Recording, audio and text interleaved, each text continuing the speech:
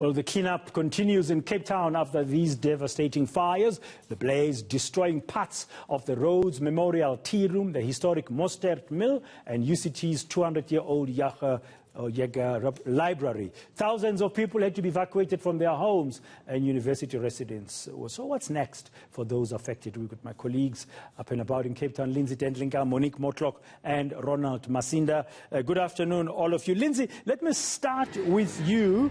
I mean, we had special collections that have been lost, for example, all kinds of historic material that's been lost. And one wonders, you know, the assessment that's going to be happening now, what will it lead to? Because the fires will be there in future again, from what we are told by environmentalists. How can the university future-proof itself from fires?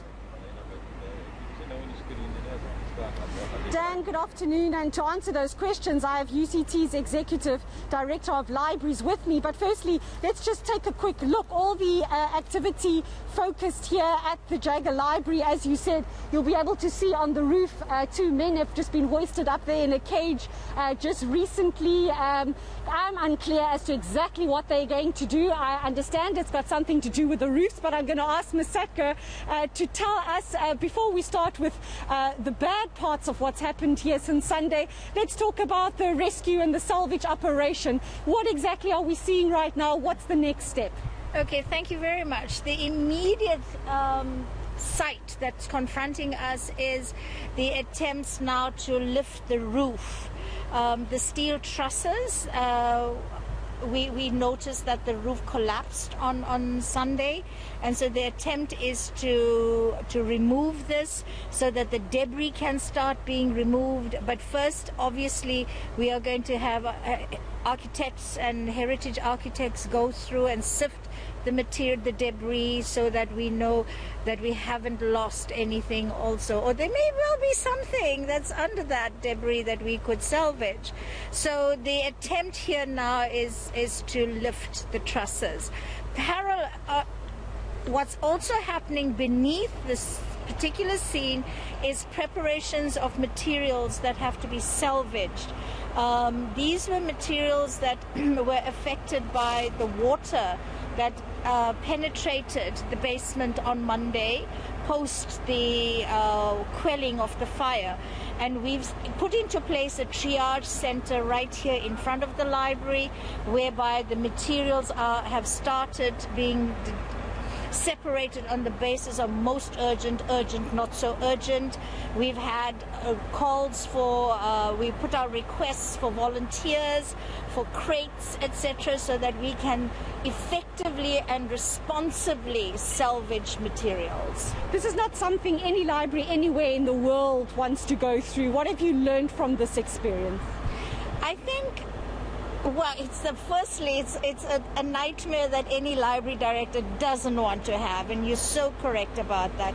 I think the lessons that we have learned from this is that you must have in place proper infrastructure and fire detection systems, the appropriate, don't compromise on the safety and security of your libraries, your special collections, especially if you are housing and if you're a custodian of valuable materials. Do not compromise on that.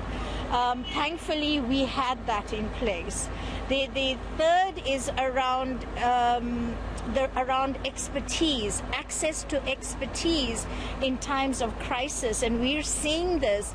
We have a whole host of conservators who are making their time available, and we were actually in the process of appointing a conservator. That was where we were leaning and looking towards. But I think as South African institutions, we need to start taking the protection of our special collections much more seriously.